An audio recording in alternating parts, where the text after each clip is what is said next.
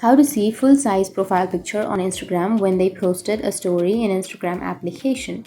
So if you want to see the full-size profile picture on Instagram, then you need to simply open up your Instagram application. So for example, you can choose any person or any person's story, and here you will have this person's profile, right? Simply go for the profile of that person who has uploaded a story.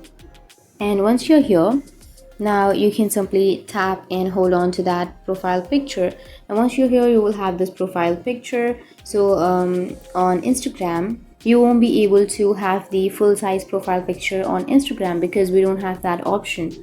What you need to do is simply tap and hold on to that profile picture, and you will have only the circle part, like only this part of the profile picture. You can simply see the profile picture right here. So this person has uploaded a story, right? So if the person has uploaded the story, then you can see their profile also. You just need to simply tap and hold on to that profile, and you will have the profile picture. So that's it. That's how you can see the profile picture on your Instagram. And if you have any questions, feel free to comment below. Thanks for watching.